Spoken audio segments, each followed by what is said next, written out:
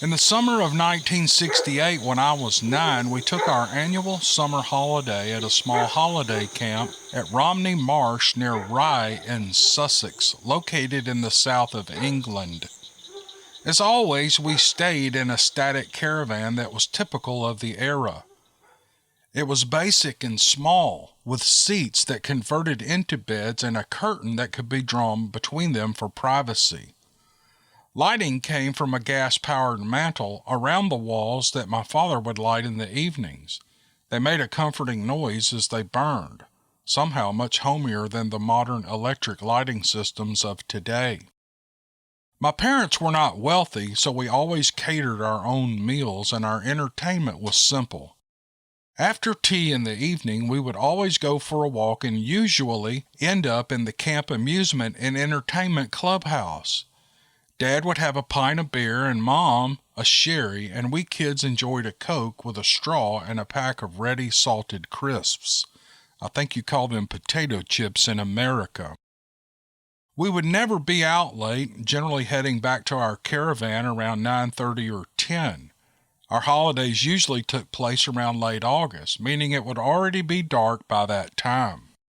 By the late 1960s, the eyes of the world were focused on the sky. Commonly referred to as the space race, it was a time of astronauts and satellites. Unlike today's geostationary satellites, those early versions moved in such a way that live broadcasts on TV and radio between different countries had to wait until the relevant satellite came on stream, usually meaning a limited broadcast of maybe 15 or 20 minutes. As irritating as it was, these satellites were easily visible as they passed overhead, shining as either red or green lights in the night sky.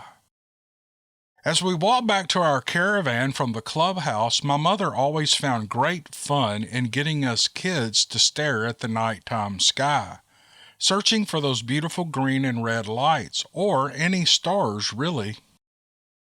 Sussex and the south of England was especially conducive to this activity due to the lack of light pollution in the area. There were a few lights dotted around the walkways for safety reasons, but these had little effect on the darkness of the night sky. One evening on our way back to our caravan, Mom had us all looking up as usual. It was not a cloudless night, but there were very large patches of open sky, so we could see the stars. As we stood there looking for satellites, we suddenly saw a bright white light moving across the sky. It was very high up and looking no bigger than one of the stars around it. We watched it as it came overhead, and then it stopped. After a short time, it moved off in another direction and disappeared behind a cloud. A short time later, we saw it reappear, but from a different direction.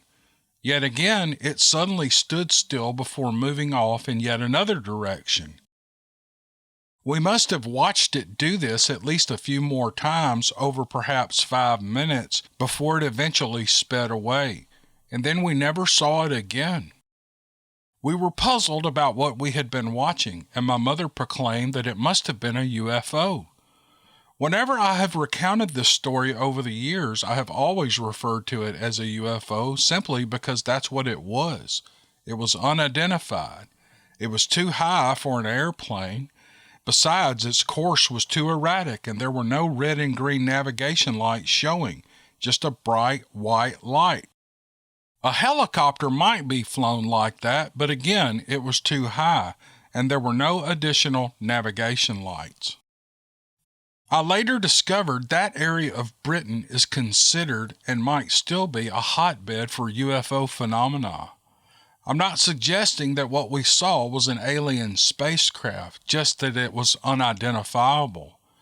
In the 1950s and 60s was also the height of the Cold War, with a lot of classified experimental aircraft around, so who knows what we saw. All I know is what we all saw and watched for around 5 minutes was real and did not behave in a conventional way. Was it an alien craft, or was it something man-made? Who knows? but it will puzzle me for the rest of my life, as it has done for the last 51 years. It was early November 1984. The place was Willamette National Forest, 30 miles east of Eugene, Oregon. Our story starts with a man named Renee Dupree. Renee was of Cajun descent, born and raised around Lake Charles, Louisiana. His father, Bill, was a fisherman and a trapper by trade. From the time they could walk, Renee and his brother Bill Jr., everyone called him Bill Jr. except his mama, who called him Little Bill, were out in the swamp fishing, crabbing, catching crawfish and turtles. If it was in the swamp and they could make a living on it or put it on the table, they knew how to hunt it, catch it, skin it, cook it, and eat it. By the time the boys were grown, they had their own boats and traps. They were happily entrenched in running the family business. Renee would ping a few muskrats and ducks for dinner, but hunting never really appealed to him. He wasn't against it. He was a Cajun after all. Each year he would buy gator tags, and if someone wanted him to get rid of a pesky gator, he would do it, but that was about it. Back when Renee was 8 years old, his grandfather, Boudreaux, the boys called him Pappy, took the boys deer hunting in Plaquemines Parish. Bill got his deer right away. When it was Renee's turn to shoot, he couldn't pull the trigger. Boudreaux asked him, "Why didn't you shoot, boy?" Renee teared up, handing the gun to the old man. "Pappy, it was just too alive to kill," he said. The old man placed his hand on Renee's shoulder and comforted him. "It's okay, not like a big old muskrat, huh?" They field-dressed Bill's deer and slowly made their way back to the Jeep, the old man lumbering with the 100 pounds of venison packed on his back. On their way, they came across the carcass of a large buck. It had been caped out with only the back straps and tenderloins removed. The old man sat his pack down and called the boys over, and in his thick Cajun accent, tinged with anger, he spoke. "You see this? This is wrong. This is a crime against nature.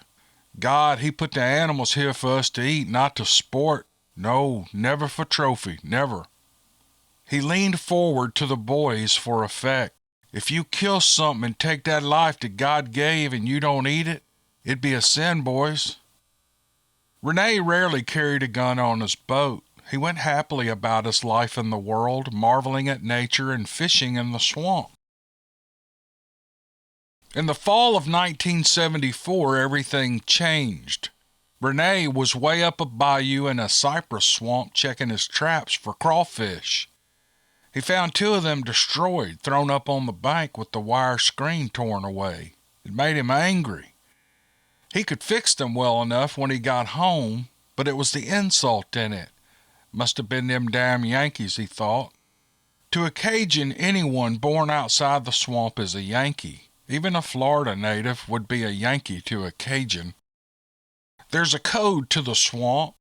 You know everyone in the swamp and you know their traps. If you happen to be fishing next to one, you don't mess with it. If the trap is tangled or in need of repair, you either call the owner or fix it yourself. To do less is considered stealing.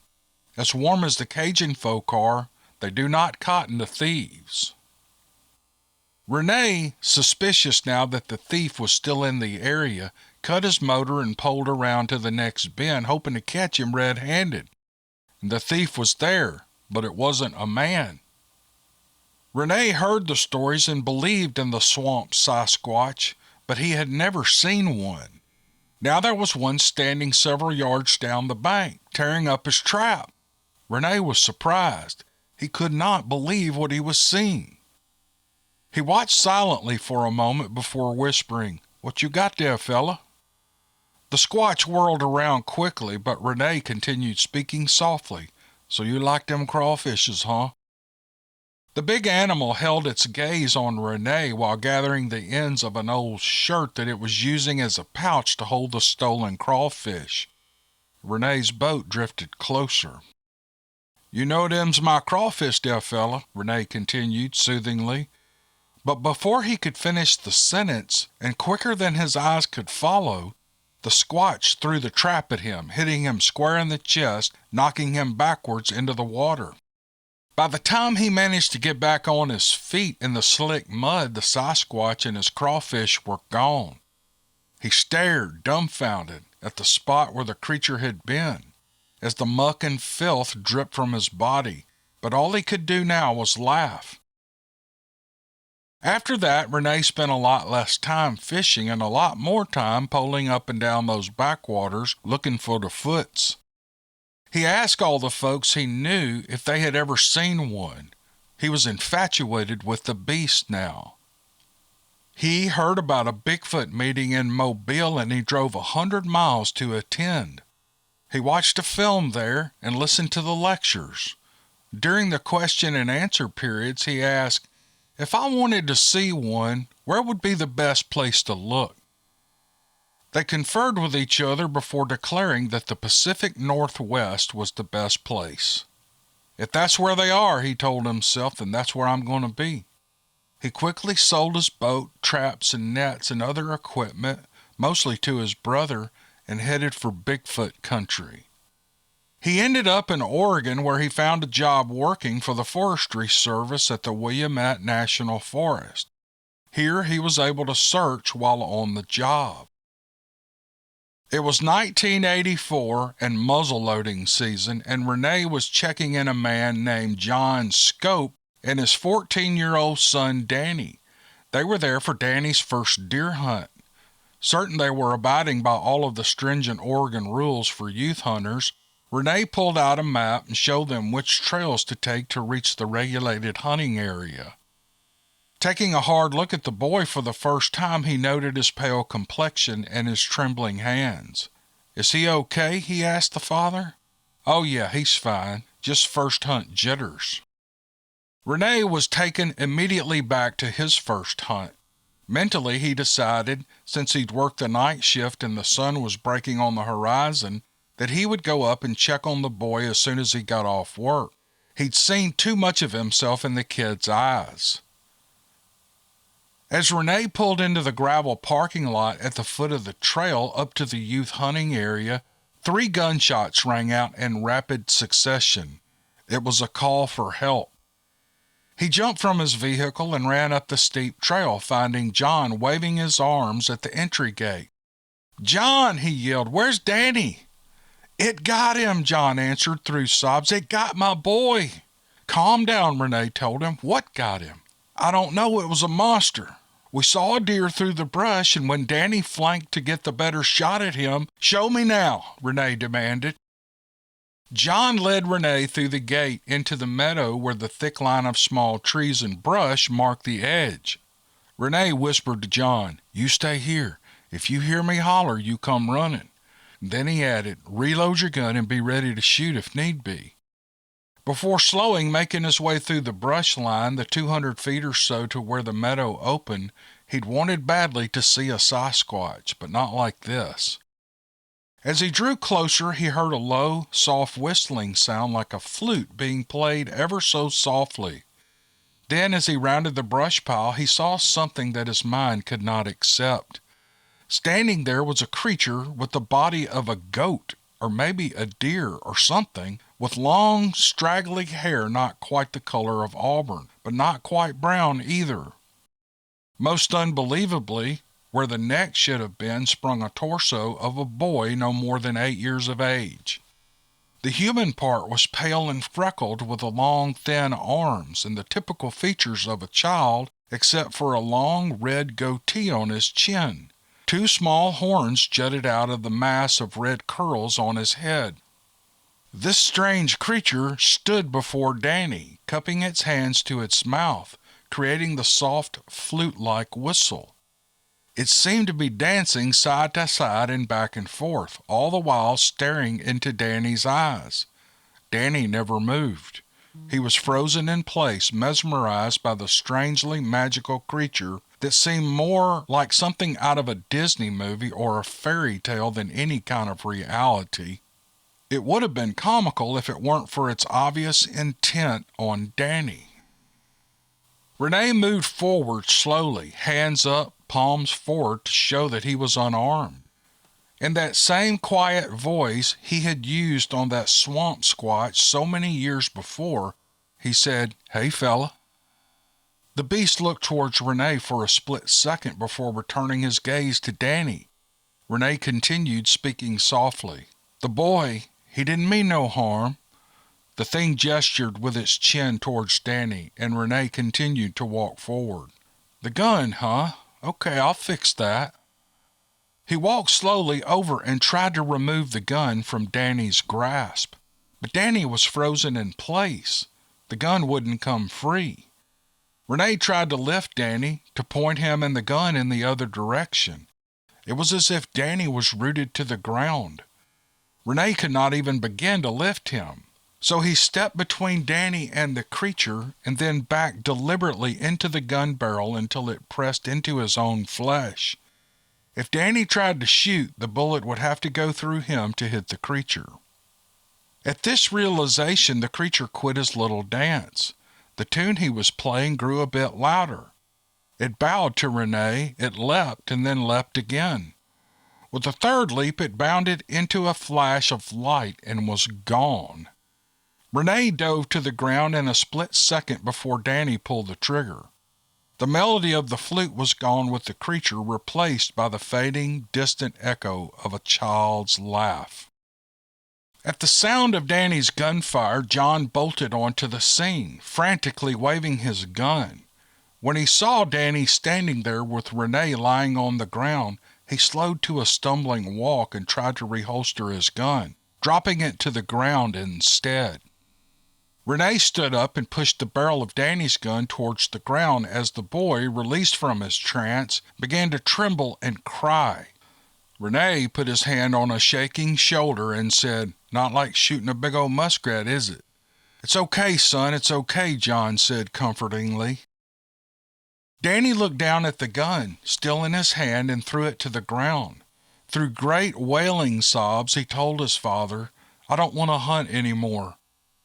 John led Danny back down the path. Renee picked up the muzzleloader and the pistol, looked around one last time for the creature. It was as if it had never been there, and then he followed them back to their vehicle. John was sitting in his truck staring out to space. Danny was busy crying himself to sleep next to him. When Renee approached, John got out. His demeanor had changed. He shook Renee's hand and he hugged him. "Thank you for saving my boy, but we're not filling out any damn report," he said tersely. "Okay," Renee said. "I'll call you in a couple of days." "Don't bother. I won't answer," John told him. "Well, here, let me get your guns then." "Keep 'em. We're done," was all John said. With that, he was back in the truck, and they drove away. The pistol and the muzzleloader are still locked in a safe at the ranger station. Renee is no longer there. He moved toward Washington State in the general area of Mount Hood. Someone told him he might find what he's looking for there. I wish him well. Here's a note from the writer. I tried to contact the people involved before I committed myself to writing it down, but a lot of years and some bad storms have come and gone. The story is just as I heard it. I changed the names to protect their privacy. The sad truth is Renee was hurt when that trap hit him in the swamp. He almost drowned when he fell back into the water. The part about him selling all of his stuff in a hurry is true too. He wanted to get as far away from that swamp as possible.